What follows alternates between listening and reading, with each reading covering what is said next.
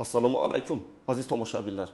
Bugun kamman balki ularning farzandlari, yaqinlari va umuman butun oila a'zolarini ham bevosita qiziqtiradigan, ba'zi holatlarda esa xavotirga solishi mumkin bo'lgan juda muhim mavzu haqida so'z yuritmoqchiman. Hozirda mamlakatimizda ijtimoiy ta'minot tizimida jiddiy o'zgarishlar yuz bermoqda va bu o'zgarishlar to'g'risidagi ma'lumotlar har bir kishi uchun g'oyat muhimdir. Ayniqsa nafaqaxo'rlarimizni bevosita o'z uylariga tekshiruvchilar kelishi mumkinligi haqidagi xabar ko'pchilikni o'ylantirib qo'yganini bilaman. Shu sababli bu videoni diqqat bilan oxirigacha tomosha qilishingizni tavsiya qilaman.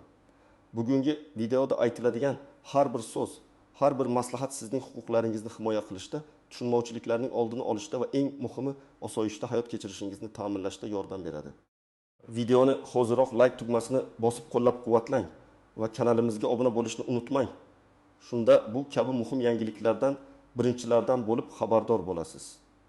Keling, avval vaziyat qanday bo'lganini va hozir qanday o'zgarganini tushuntirib beray.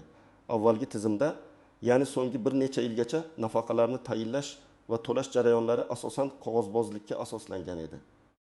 Nafaqaxo'rlar nafaqalarni olish uchun tegishli idoralarga murojaat qilishar, hujjatlar taqdim etishar.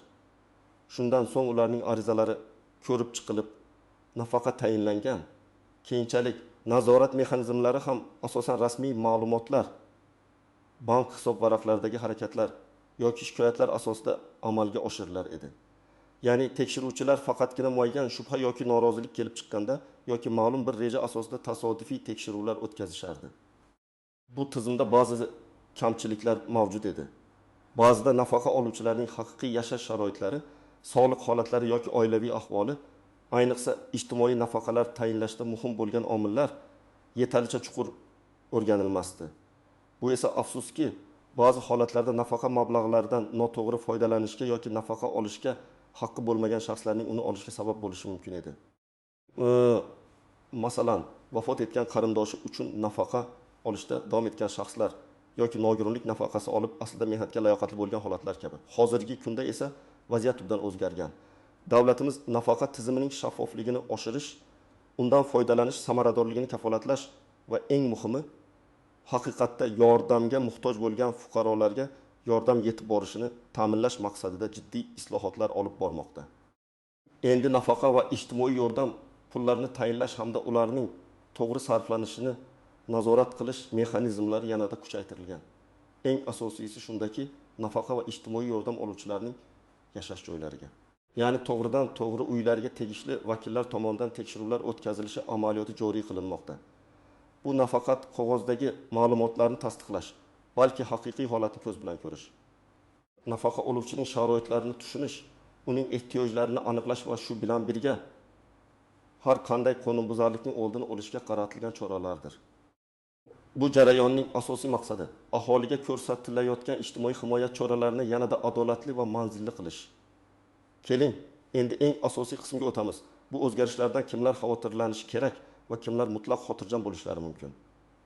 Avvalo, shuni ta'kidlamoqchimanki, aksariyat pensionerlarimiz uchun xavotirga o'rin yo'q. Agar siz o'zingizga qonuniy ravishda tayinlangan yoshga doir oddiy pensiyani olayotgan bo'lsangiz, barcha hujjatlaringiz joyida bo'lsa va sizda qonunbuzarliklar mavjud bo'lmasa, bu tekshiruvlar sizga mutlaqo ta'sir qilmaydi. Bu nafaqangizni avvalgidek olaverasiz va hech qanday muammoga duch kelmaysiz. Ammo ba'zi toifadagi fuqarolarimiz ushbu tekshiruvlarga e'tiborliroq bo'lishlari lozim. Xususan, quyidagi holatlarda tekshiruvchilarning uyga kelish ehtimoli yuqori. Birinchidan, nogironlik nafaqasini oluvchi shaxslar. Nogironlik nafaqasi bu shaxsning mehnat qobiliyati cheklanganligi sababli beriladigan ijtimoiy to'lov. Afsuski, amaliyotda nogironlik nafaqasini soxta hujjatlar bilan olgan yoki aslida mehnatga layoqatli bo'lsa-da, nogiron deb hisoblangan holatlar uchraydi. Masalan, bir holatda 65 yoshli fuqaro ko'rish qobiliyati pastligi sababli iya guruh nogironligi nafaqasini olgan, lekin hududdagi aholi vakillaridan olingan ma'lumotlarga ko'ra, u muntazam ravishda dehqon bozoriga borib, o'z ekinlarini sota boshlagan. Bozorga borish, savdo qilish, pul hisoblash kabi ishlar ko'rish qobiliyati cheklangan odam uchun o'ta mushkul. Bu kabi xabarlar tekshiruvlarga asos bo'ladi. Tekshiruvchilar kelib, nafaqa oluvchining haqiqiy sog'liq holatini, uning o'ziga xizmat ko'rsatish qobiliyatini kundalik faoliyatini o'rganadilar. Agar nogironlik holati o'zgargan bo'lsa, masalan, bemor tuzalib ketgan bo'lsa yoki uning ahvoli yaxshilangan bo'lsa yoki aksincha ahvoli yomonlashgan bo'lsa, bu haqda tegishli idoralarga ma'lumot beriladi. Bu esa nogironlik guruhini qayta ko'rib chiqish yoki nafaqa to'lovlarini to'xtatishga olib kelishi mumkin. Har bir holat individual ko'rib chiqiladi va adolatli yechim topishga harakat qilinadi.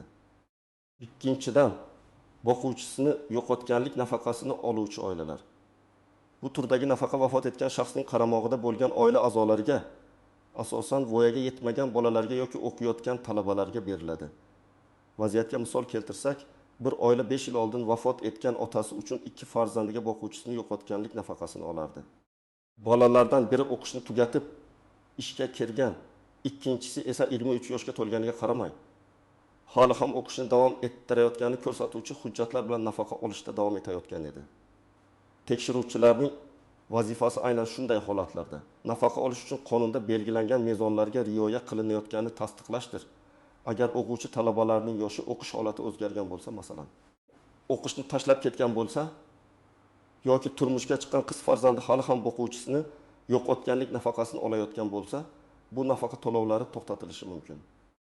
Shuningdek, agar nafaqa oluvchi vafot etgan bo'lsa-da, uning yaqinlari bu haqda xabar bermay, nafaqa olishda davom etgan holatlar ham kuzatiladi. Bunday holatda nafaqa olishga haqli bo'lmagan shaxsga to'langan mablag'lar qaytarilishi talab qilinishi mumkin. Bu esa jiddiy huquqiy oqibatlarga olib kelishi mumkin. Uchinchidan, parvarishga muhtoj keksalar va nogironlarni parvarish qilganlik uchun beriladigan nafaqa oluvchi shaxslar. Bu turdagi nafaqa aynan parvarishga muhtoj shaxsga bevosita g'amxo'rlik qilayotgan fuqaroga beriladi. Bu yerda asosiy muammo parvarish qilishning haqiqiy mavjudligi va sifati.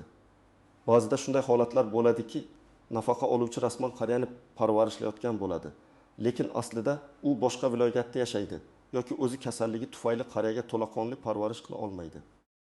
Masalan, bir pensioner xonimning o'g'li yotoq holatdagi onasiga parvarish qilgani uchun nafaqa olgan. Ammo tekshiruvchilar tashrifi chog'ida ma'lum bo'lishicha, o'g'il boshqa shaharda ishlar ekan, onasi bilan esa kelin va nabiralar yashar ekan. Bu holatda parvarishni kim amalga oshirayotgani aniqlanadi va nafaqa haqiqiy parvarish qiluvchi shaxs qayta rasmiylashtirilishi yoki to'xtatilishi mumkin. Yoki parvarishga muhtoj deb hisoblangan keksa kishi aslida o'z-o'ziga to'laqonli xizmat qila oladigan, faol hayot kechiradigan bo'lib chiqsa, bu holatda ham parvarish nafaqasi qayta ko'rib chiqilishi mumkin. Raqamlar bo'yicha oladigan bo'lsak, har yili bunday turdagi nafaqalarni oluvchilar orasida 5-10 gacha noaniqliklar aniqlanadi. Bu esa davlat budjetiga sezilarli darajada zarar yetkazishi mumkin edi. 4-dan, nafaqa olish huquqiga ta'sir etuvchi shaxsiy ma'lumotlari o'zgargan, ammo bu haqda tegishli organlarga xabar bermagan shaxslar. Bu holatlarga fuqarolik holati o'zgarishi, masalan, turmush qurish, doimiy yashash joyi o'zgarishi, daromad manbalarining sezilarli o'zgarishi, ayniqsa ijtimoiy nafaqa oluvchilar uchun kiradi. Masalan, yolg'iz onalik nafaqasini olib kelgan ayol turmushga chiqib, bu haqda ma'lumot bermagan bo'lsa yoki kam ta'minlanganlik nafaqasi olib kelgan oilaning daromadi sezilarli darajada oshgan bo'lsa, bu holatlar ham tekshiruvga sabab bo'lishi mumkin. Bir misol, kam ta'minlangan oila sifatida moddiy yordam olib kelayotgan oilaning farzandlaridan bir yillik tadbirkorlik faoliyatini boshlab, oilaning daromadi keskin oshgan. Lekin bu haqda ijtimoiy himoya bo'limlariga xabar berilmagan. Natijada ushbu oilaga moddiy yordam noto'g'ri to'langanligi aniqlangan. Ushbu holatlarning aniqlanishi nafaqa to'lovlarining to'xtatilishiga va hatto ortiqcha to'langan mablag'larning qaytarilishiga olib kelishi mumkin. 5-dan, nomingizga notarial idoralar orqali yirik mulk rasmiylashtirilgan bo'lsa. Nafaqaxo'r kishi juda kam nafaqa olib, shu bilan birga qimmatbaho avtomobil sotib olgan yoki bir necha xonadon egasiga aylangan bo'lsa, bu ham g'alati ko'rinishi mumkin. Bunday holatlar ham o'rganilib, nafaqa oluvchining haqiqiy moliyaviy holati aniqlanadi. Agar bu mulk rasmiy daromadlar yoki meros orqali olingan bo'lsa, muammo bo'lmaydi. Lekin nafaqa mablag'lardan boshqa rasmiy daromad manbai bo'lmay turib, bunday yirik xaridlar amalga oshirilgan bo'lsa, bu mablag'larning kelib chiqish manbai tekshirilishi mumkin. Bunday tekshiruvlar odatda aholi o'rtasida yashirin daromadlarni aniqlash va soliq to'lash madaniyatini oshirishga ham xizmat qiladi. Endi esa ushbu qoidalar uchun istisnolar ehtiyot bo'lish lozim bo'lgan jihatlar va ko'zga tashlanmaydigan nozik nyuanslar haqida gaplashamiz. Istisnolar. Ko'pchilik yoshga doir oddiy pensionerlar, agar ularning hujjatlarida yoki yashash sharoitlarida g'ayrioddiy o'zgarishlar bo'lmasa, xavotirga tushmasliklari kerak. Tekshiruvlar asosan ijtimoiy nafaqalarni oluvchilarga, ya'ni moddiy yordam, nogironlik nafaqalari, boquvchisini yo'qotganlik nafaqalari va parvarishlash uchun beriladigan to'lovlarga qaratilgan. Agar siz uzoq muddatli va o'zgarishsiz nogironlik guruhiga ega bo'lsangiz va doimiy yashash joyingizda yashayotgan bo'lsangiz, uyga kelish ehtimoli kamroq. Shuningdek, davlat qariyalar uylarida yoki nogironlar internat uylarida yashovchilar uchun ham maxsus tekshiruvlar o'tkazilmaydi, chunki ularning holati doimiy nazoratda bo'ladi. Ehtiyot bo'lish lozim bo'lgan jihatlar va nozik nuanslar. Birinchidan, nozik yoshdagi kishilarning qo'rquvi. Ko'pchilik keksalarimiz har qanday rasmiy tekshiruvdan cho'chishadi, hatto ularda hech qanday ayb bo'lmasa ham. Bu ruhiy holat ularni chalkashliklarga olib kelishi mumkin. Tekshiruvchilarning tashrifi ularda stressni keltirib chiqarishi, ba'zida hatto asossiz tanbehlar eshitib, o'zlarini aybdor his qilishlariga sabab bo'lishi mumkin. Shuning uchun yaqinlarning yordami va tushuntirishi juda muhim. Ularga bu tekshiruvlar adolatni ta'minlash uchun ekanligini, agar ular halol bo'lsalar, hech qanday qo'rqishga asos yo'qligini tushuntirish kerak. Ikkinchidan, firibgarlik ehtimoli. Afsuski, har doim rasmiy idoralar nomidan o'z manfaatlarini ko'zlab, odamlarni aldashga urinadigan shaxslar topiladi. Ular o'zlarini go'l, mahalla faollari, ijtimoiy xodimlar yoki hatto nafaqa fondi xodimlari deb tanishtirib, go'yoki tekshiruv o'tkazish bahonasida uyga kirib shaxsiy ma'lumotlarni bilib olishga yoki pul talab qilishga urinishlari mumkin. Bu yerda juda ehtiyot bo'lish kerak. Hech qanday rasmiy xodim sizdan pul talab qilmaydi, ayniqsa uyda. Ular sizdan shaxsiy bank ma'lumotlaringizni yoki karta parolingizni so'rashga haqli emas. Har doim ulardan xizmat guvohnomalarini talab qiling va shubhali holatda darhol tegishli idoraga, pension jamg'armasi, mahalla idorasi yoki ichki ishlar bo'limi, agar guvohnomada rasm aniq ko'rinmasa, familiya ism shubha uyg'otsa yoki kiyim boshlari rasmiy xodimlarnikiga o'xshamasa, ularni uyga kiritmang. Uchinchidan, ma'lumotlarning yangilanmasligi. Ko'p hollarda pensionerlar o'z shaxsiy ma'lumotlaridagi o'zgarishlar, masalan, yashash joyi o'zgarishi, oilaviy holat o'zgarishi, sog'lig'idagi sezilarli yaxshilanish yoki yomonlashish haqida tegishli organlarga o'z vaqtida xabar berishmaydi. Bu esa kelajakda tushunmovchiliklarga olib kelishi mumkin. Masalan, nogironligi bo'lgan shaxsning ahvoli sezilarli darajada yaxshilangan bo'lsa ham, u bu haqda xabar bermasa, nafaqa to'lanishda davom etaveradi. Tekshiruv paytida esa bu holat aniqlansa, ortiqcha to'langan mablag'larni qaytarish talab qilinishi mumkin.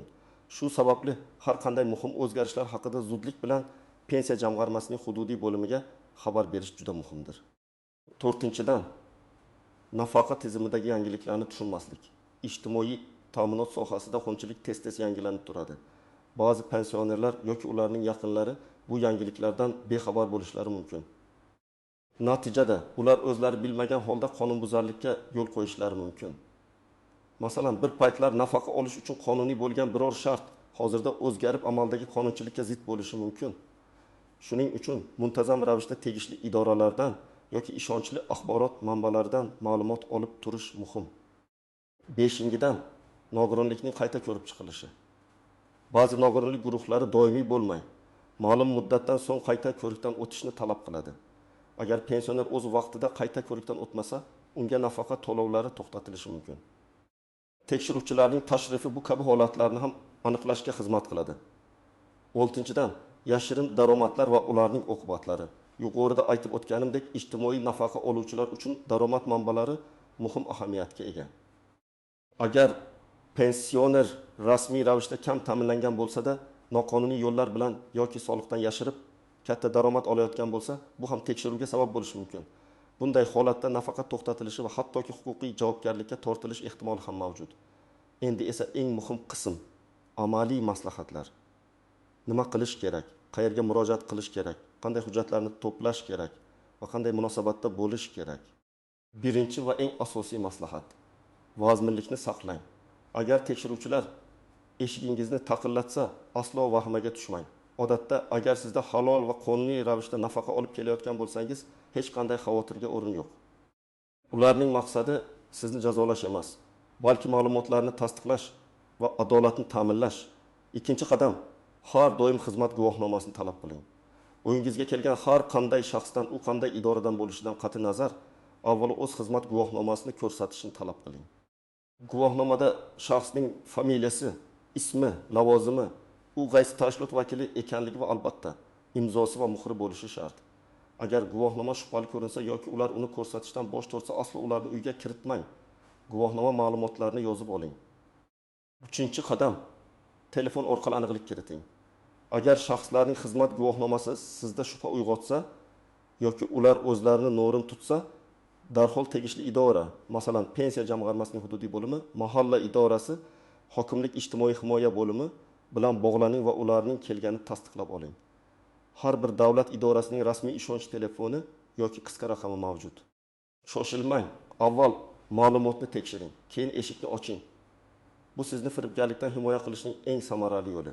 4-qadam, yaqinlaringizdan yordam so'rang.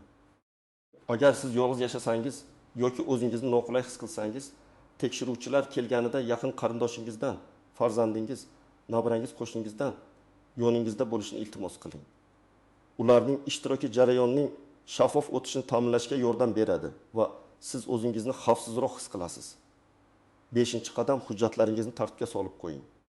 Sizning shaxsiy pasportingiz, nafaqa daftarchangiz, nogironlik guvohnomangiz agar mavjud bo'lsa, oila a'zolaringizning shaxsini tasdiqlovchi hujjatlar, yashash joyingizni tasdiqlovchi ma'lumotlar, masalan, kommunal to'lovlar kvitansiyalari kabi bu asosiy hujjatlaringiz doimo tayyor tursin. Agar nogironlik nafaqasi oluvchi bo'lsangiz, tibbiy mehnat ekspert komissiyasi xulosasi ham muhim. Bu hujjatlar sizning ahvolingizni tez va aniq tushunishga yordam beradi. 6-qadam, halol va ochiq bo'ling.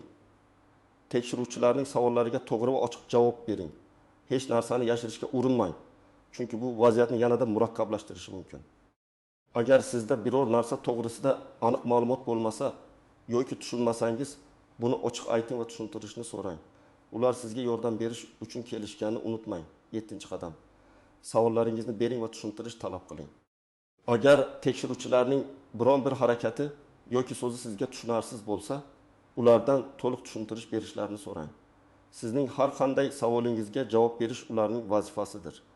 Agar biron bir qaror bilan rozi bo'lmasangiz, bu haqda yozma ravishda e'tiroz bildirish huquqingiz bor. 8-qadam, ma'lumotlaringizni doim yangilab turing. Yuqorida aytib o'tganimdek, har qanday shaxsiy ma'lumotlaringizdagi yashash joyi, oilaviy holat, sog'liq holati, daromad manbalari, o'zgarishlar haqida pensiya jamg'armasining hududiy bo'limiga yoki mahalla idorasiga zudlik bilan xabar bering. Bu kelajakdagi tushunmovchiliklarning oldini oladi. Sizning o'zingizni himoya qilishga bo'lgan eng yaxshi usul bu ma'lumotlarning shaffofligi va ochiqligini ta'minlashdir. 9-qadam, shikoyat qilish huquqingizni biling. Agar siz tekshiruvchilar tomonidan noo'rin munosabatga duch kelsangiz, sizning huquqlaringiz buzilganini his qilsangiz yoki ularning qaroridan norozi bo'lsangiz, yuqori turuvchi tashkilotlarga pensiya jamg'armasi markaziy apparati, Adliya vazirligi, xalq qabulxonalari yozma shikoyat bilan murojaat qilish huquqiga egasiz. Shikoyatingizni yozma ravishda 2 nusxada tayyorlang, birini topshirib, ikkinchisiga kiruvchi raqami bilan belgi qo'ydiring. Xulosa qilib aytganda, aziz do'stlar, bugungi kunda amalga oshirilayotgan bu o'zgarishlar nafaqa tizimining yanada adolatli va samarali ishlashini ta'minlashga qaratilgan. Tekshiruvchilarning uyingizga kelishi bu qo'rqinchli yoki dahshatli voqea emas, balki shunchaki nazorat va monitoring jarayonining bir qismidir. Agar siz barcha qonuniy talablarga rioya qilgan bo'lsangiz, sizning xavotirlanish uchun mutlaqo hech qanday sababingiz yo'q. Barcha hujjatlaringizni tartibda tuting, har qanday o'zgarishlar haqida o'z vaqtida xabar bering va eng muhimi, hushyor bo'ling. O'z huquqlaringizni biling va ulardan foydalanishdan qo'rqmang. Bu jarayonlar sizga nafaqa to'lovlarini qonuniy va adolatli asosda olishingizni kafolatlaydi. Umid qilamanki, bugungi video siz uchun foydali bo'ldi va ko'p savollarga javob bera oldim. Bu ma'lumotlarni siz ham yaqinlaringiz bilan baham ko'ring. Ayniqsa keksalarimizga yetkazishni unutmang. Izohlarda o'z fikrlaringizni yozib qoldiring. Videoga like bosing va kanalimizga obuna bo'lishni unutmang. Keyingi videolarda ko'rishguncha xayr.